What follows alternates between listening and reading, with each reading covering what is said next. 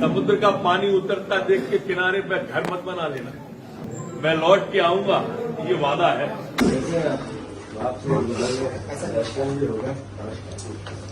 विधानसभा खुली है।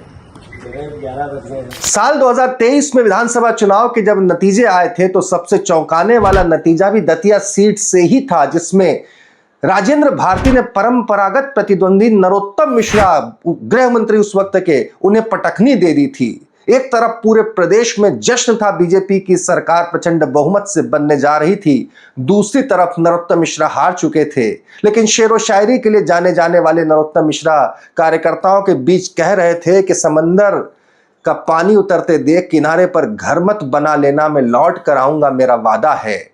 समुद्र का पानी उतरता देख के किनारे पे घर मत बना लेना।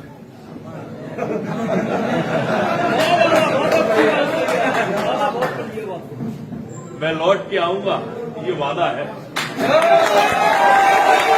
शेरो शायरी तब समझी गई, लेकिन सब ने कहा कि अभी तो 5 साल है जनाब लौट कर आने में। किसे पता था कि 2-2.5 साल में ही ये स्थिति निर्मित हो जाएगी। तो इसके ऊपर भी सीट ने जिस तरह से, दतिया सीट ने तब सबको चौंकाया, तहलका मचाया, और बीती रात भी दतिया सीट का उपचुनाव जिस तरह से विधानसभा से शून्य या निरस्त किया गया, उस घटनाक्रम ने भी गजब का तमाशा मचाया। जरा कल्पना कीजिए, भूतो न भविष्यति, आधी रात को मध्य प्रदेश विधानसभा का दफ्तर खुलता है, विधानसभा के प्रमुख सचिव पहुंचते हैं, उस पर कांग्रेस के प्रदेश अध्यक्ष भी पहुंच जाते हैं, और इस सब के जो तमाशे से हालांकि हासिल कुछ नहीं होता है, और दतिया सीट से राजेंद्र भारती का चुनाव शून्य घोषित करके चुनाव आयोग को विधानसभा के द्वारा इत्तला दे दी जाती है। कितना कुछ हो गया ना, आप सोच रहे होंगे, आप देखिए कितना कट कितना घटनाक्रम हो गया। लेकिन सबसे बड़ी बात तो यह है कि दतिया सीट पे जो विधानसभा का चुनाव शून्य हुआ है, इसने बीजेपी की सियासत के बहुत सारे आयामों के, अटकलों के आयाम को अब जन्म दे दिया है। वीडियो के अंत तक आप बने रहेंगे तो आप भी सोचने को मजबूर हो जाएंगे कि सियासत आखिर किस बला का नाम है, वो होती क्या है, दिखती क्या है, और उसका असर या परिणाम क्या हो सकता है। नमस्कार, मैं हूं भुवनेश सेंगर। देखना शुरू तो कर ही चुके हैं आप द लपेटा। वीडियो को अंत तक देखना, अच्छा लगे सब्सक्राइब करना, शेयर करना। बहुत ही निष्पक्षता के साथ, सटीकता के साथ पर्दे, सियासत में पर्दे के पीछे की सच्चाई लाने की कोशिश करते हैं। घटनाक्रम जो हुआ सबसे पहले वो देखिए। बीती रात विधानसभा में भूतो न भविष्यति, रात 10:30 बजे विधानसभा के प्रमुख सचिव, जो कि दिल्ली से आए हुए थे, दिल्ली में थे, ताबड़तोड़ आते हैं, भोपाल आते हैं, अरविंद शर्मा, सचिवालय खुलता है। रातों रात राजेंद्र भारती की सीट रिक्त घोषित करके पत्र चुनाव आयोग को भेज। इसी दरमियान कांग्रेस के नेता जीतू पटवारी भी पहुंच जाते हैं। ये जरा देखिए कैसा बढ़िया घटनाक्रम है, कितना नाटकीय है। कहां होता है ऐसा नाटकीय घटनाक्रम? अपने मध्य प्रदेश में होता है। जरा देखिए। ये विधानसभा परिसर में हम आए हैं और विधानसभा सचिव जी से सर, मैं आए कमिंग सर, नमस्कार।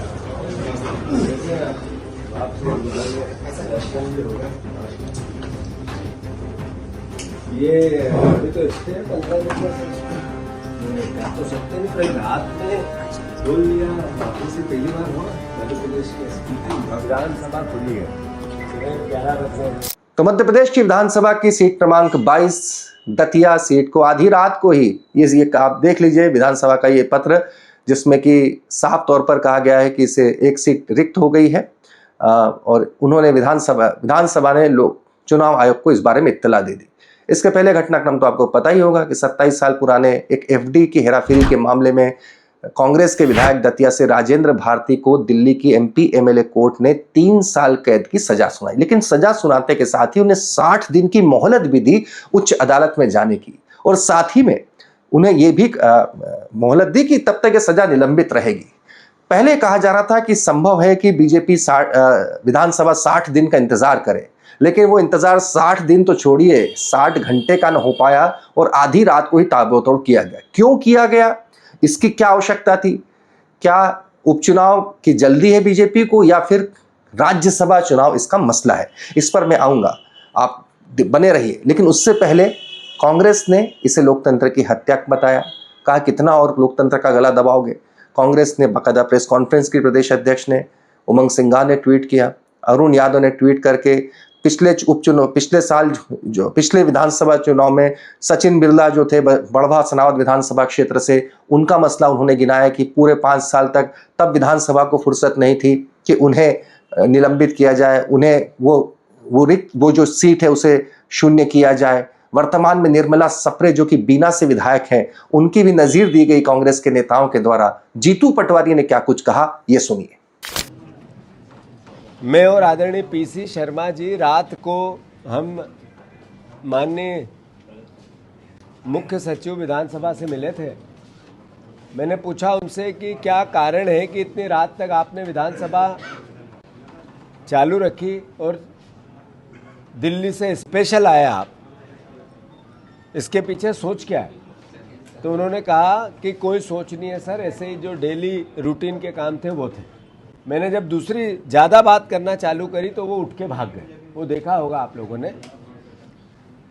ये घटना मैंने क्यों याद दिलाई कि मध्य प्रदेश में और देश में नरेंद्र मोदी, भारतीय जनता पार्टी, आरएसएस ने जो लोकतांत्रिक मूल्य होते हैं, जो लोकतांत्रिक प्रक्रिया होती है, उसको कोलैप्स कर दिया, समाप्त कर दिया। एक तरह के जो चुनाव की परिस्थिति, चुनाव से जनप्रतिनिधियों का चुनना और सरकार का बनना, उसके पीछे जो विश्वास है चुनाव आयोग के और व्यवस्था के साथ, वो एक तरह से देश का उठ गया है। राजेंद्र भारती जी की जो पर्टिकुलर कोर्ट ने निर्देश दिए हैं, उन्होंने उनको आगे न्याय के लिए बड़ी कोर्ट में जाने के लिए 60 दिन का समय दिया है और किसी भी प्रकार की सदस्यता पे बात नहीं की है। ये जरूर है कि उनको सजा मिली, पर उसके साथ साथ उन्होंने आगे जाने के लिए उनको 60 दिन का समय देना, यानी एक तरह से मैसेज है कि अभी इनकी सदस्यता समाप्त नहीं की जा सकती है। इनके पास न्याय के लिए समय संविधान के तहत मिला है। पर हमारे विधानसभा के जो अध्यक्ष हैं आदरणीय तोमर साहब, उनका जो दायित्व है वो विधायकों की रक्षा करने का, नहीं कि भारतीय जनता पार्टी की रक्षा करने का है। उन्होंने आनन फानन कैसे राजेंद्र भारती की हम सदस्यता लें, उसको लेकर व्यवस्था पर दबाव बनाया और अल्टीमेटली सरकार का दुरुपयोग करके वो काम, वो कृत्य, वो अपराध कर गुजरे। बहरहाल कांग्रेस अब इसमें एक बार फिर से लीगल ऑप्शन ढूंढने की कोशिश कर रही है। कांग्रेस के जो वरिष्ठ वकील हैं विवेक तनखा और तमाम लोग, वो कोर्ट जाएंगे, इस मसले को कोर्ट लेकर जाएंगे।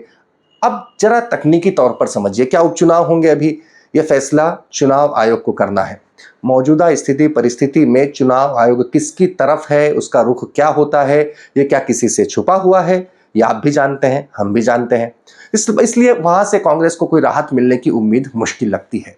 अब क्या हाईकोर्ट विधानसभा के इस फैसले को हाईकोर्ट किस तरीके से लेता है, किस तरीके से देखता है, ये देखने की बात होगी।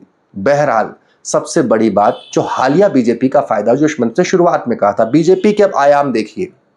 पहली जन चर्चा तो ये हो गई कि अरे भैया, नरोत्तम मिश्रा जी ने जो नवग्रह मंदिर में स्थापना कराई, डबरा ने जो पूजा पाठ तंत्र मंत्र सिद्धि कराई, वो सिद्ध हो गई।